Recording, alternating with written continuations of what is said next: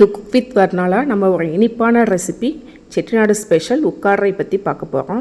Sweet recipe Chettinad கல்யாண விருந்துகளில் வைப்பாங்க.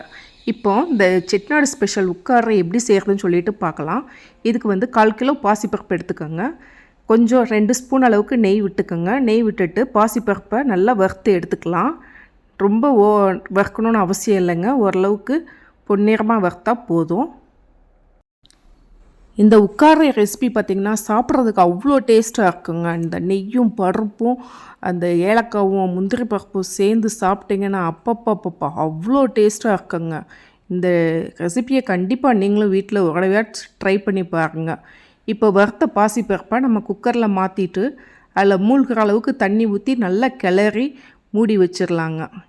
குக்கரில் நல்லா 4 விசில் வந்தால் போதுங்க. நல்லா 4 விசில் குழையிற அளவுக்கு வேக வச்சா போதும். இப்போ ஒரு 1/2 கிலோ மண்டை வெல்லம் எடுத்துக்கோங்க. இது நல்லா மாவு வெல்லமாக இருக்க மாதிரி பார்த்துக்கோங்க. இந்த மாவு வெல்லத்தை நல்லா 1 டம்ளர் தண்ணி ஊற்றி நல்லா கொதிக்க வச்சு வடிகட்டி எடுத்து வச்சுக்கணுங்க. ஏன்னா மண்டை வெல்லத்தில் கல் தூசி மண்ணெல்லாம் இருக்கும். அதனால் வடிகட்டி எடுத்து வச்சுக்கோங்க. இப்போ பாசிப்பருப்பும் பார்த்திங்கன்னா நல்லா குலைவாக வெந்துடுச்சு. இந்தளவுக்கு நல்லா கிளறி விட்டுக்கோங்க. கட்டி இல்லாமல் கிளறி எடுத்துக்கோங்க. அப்போ தான் பாசிப்பருப்பும் வெல்லமும் சேர்ந்து நல்லா வேகும். இப்போ அடுப்பில் ஒரு கடாய் வச்சுக்கோங்க. வச்சுட்டு தேவையான அளவுக்கு நெய் ஊற்றிக்கோங்க. இந்த ரெசிபிக்கு நெய் நல்லா தாராளமாக சேர்த்துக்கோங்க. அப்போ தாங்க டேஸ்ட்டு நல்லாயிருக்கும். இப்போ நெய் சேர்த்ததுக்கப்புறமா ஒரு 100 கிராம் அளவுக்கு ரவை எடுத்துக்கோங்க. 1/4 கிலோ பாசிப்பருப்புக்கு ஒரு 100 கிராம் அளவுக்கு ரவை எடுத்துக்கோங்க. ரவையை அந்த நெய்யோடு சேர்த்து நல்லா வறுத்து எடுத்துக்கலாங்க. ரொம்ப அதிகமாக வறுக்கணும்னு தேவையில்லைங்க. ஓரளவுக்கு பொன்னிறமாக வறுத்தா போதும். இப்போ இந்த ரவையோட நம்ம வேக வச்ச பாசிப்பருப்பு எடுத்து நல்லா எல்லாத்தையும் கொட்டி நல்லா கிளறி விட்டுக்கலாங்க.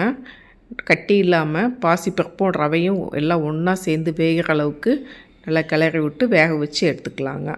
இப்போது நம்ம வடிகட்டி வச்ச வெள்ளை கரைசலையும் இதோட சேர்த்துக்கலாங்க.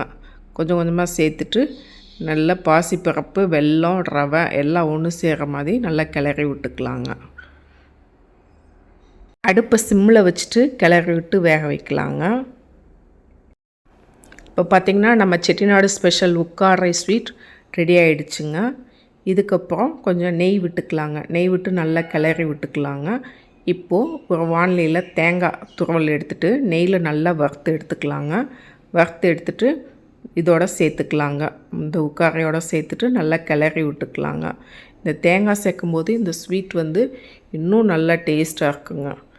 இப்போ இதோட சேர்த்துட்டு அப்புறம் ஏலக்காய் பவுடர் இதோட சேர்த்துக்கலாங்க. சேர்த்துட்டு நல்லா கிளறி விட்டுட்டு சாப்பிட்டிங்கன்னா அவ்வளோ டேஸ்ட்டாக இருக்குங்க இந்த உட்காரை.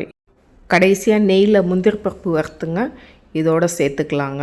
இப்போது நம்மளோட செட்டிநாடு ஸ்பெஷல் உட்காரை ரெடி ஆகிடுச்சுங்க. நீங்களும் வீட்டில் இதே மாதிரி செஞ்சு பாருங்கள். இந்த வீடியோ பிடிச்சிருந்ததுன்னா லைக் பண்ணுங்கள், ஷேர் பண்ணுங்கள், சப்ஸ்கிரைப் பண்ணுங்கள். புது வருஷத்துக்கு நீங்களும் இந்த செட்டிநாடு ஸ்பெஷல் உட்காரையை வீட்டில் செஞ்சு அசத்துங்க. நன்றி, வணக்கம்.